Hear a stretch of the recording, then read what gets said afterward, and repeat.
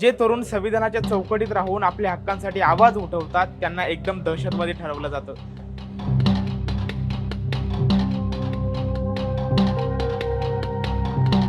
नागपूरचा एक तरुण असाच रस्त्यावर उतरला, ज्याचा प्रवास भाजपच्या कार्यकर्त्यापासून थेट विद्यार्थी आंदोलकापर्यंत झालाय. त्याचं नाव भारत बनाईत. दिल्लीत नीट पेपर फुटीच्या विरोधात जेव्हा विद्यार्थ्यांचा आवाज दाबण्याचा प्रयत्न झाला तेव्हा त्या लाठी हल्ल्यात हा तरुण रक्तरंजित झाला.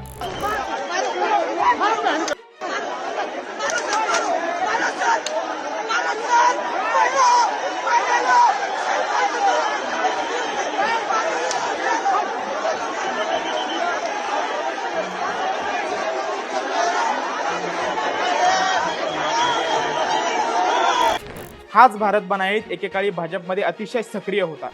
महसूल मंत्री चंद्रशेखर बावनकुळे यांच्यासाठी याने विधानसभा निवडणुकीपर्यंत पक्षाचं काम केलं. पण जेव्हा लक्षात आलं की निवडणुका संपल्यावर जनतेच्या मूलभूत प्रश्नाकडे कोणीही लक्ष देत नाही, तेव्हा याचा पक्षावरून आणि राजकारणावरून पूर्ण विश्वास उडाला. त्यानंतर हा तरुण थेट सरकार विरोधी भूमिकेत आला.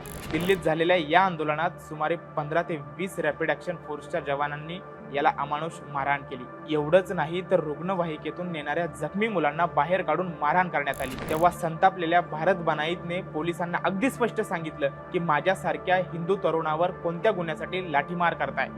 मारायचं असेल तर थेट गोळी घाला, पण विद्यार्थ्यांचा आवाज दाबू नका. आज मोठा प्रश्न हाच निर्माण होतोय की जे तरुण शांततापूर्व मार्गाने संविधानाच्या चौकटीत राहून आपल्या हक्काचा जाब विचारतात त्यांना शासन दहशतवादी म्हणतं.